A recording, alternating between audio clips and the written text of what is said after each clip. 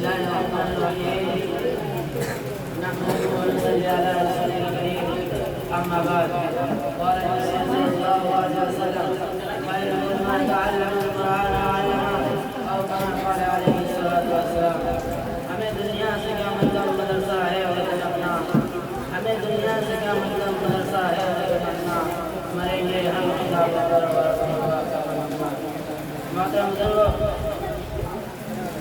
محترم سامعین کرام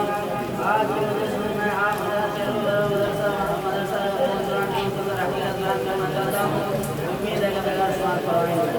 مدرسہ ایک بہت بڑی نعمت ہے آج کے دور میں مدرسہ بہت قیمتی چیز ہے اللہ نے آج یہ نعمت عطا کی ہے ہمیں اس سے فائدہ اٹھانا چاہیے دین کی تعلیم کی مدرسے میں ہوتی ہے یہ مدرسہ ماں کی موجود ہے جس طرح بچہ ماں کی پرورش پاتا ہے اسی طرح انسان یہاں پرورش پاتا ہے یہ مدرسہ انسان کو انسان کہتا ہے اور یہ مدرسہ افراد کو کہتا ہے ہم مدرسہ کی مدد بن رہے اور مدرسہ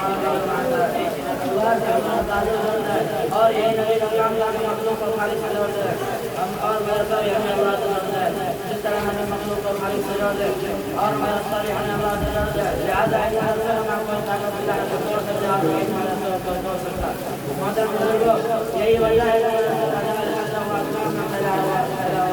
جبکہ حکومت ادارہ کو مٹانے اور ختم کرنے پر کوشش کر رہی ہے لیکن ادارہ ہے جس کو نہ کوئی قرآن سنا اور نہ اللہ سے اب اس تعلیم کے بارے میں سرور جہان صلی اللہ علیہ وسلم کی زبان سے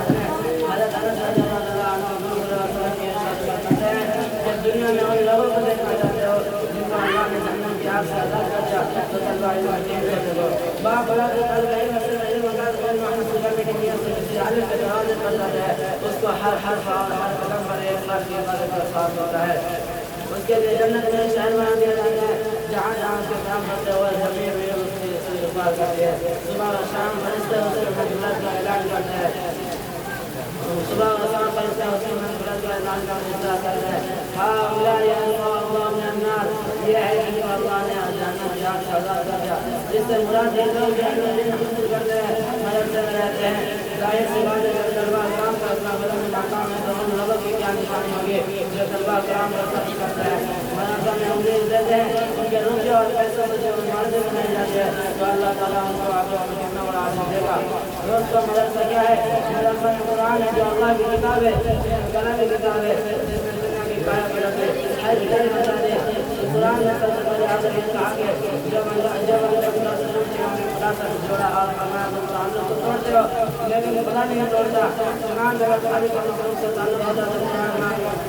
قرآن جگہ تمہاری کا مخلوق سے تعلق نہ ہوتا تو قرآن نہ بھیجا جاتا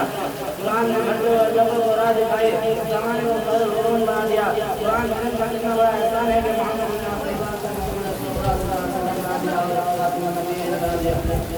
بہرحال ادارہ تعمیر کو صحیح نہیں آتے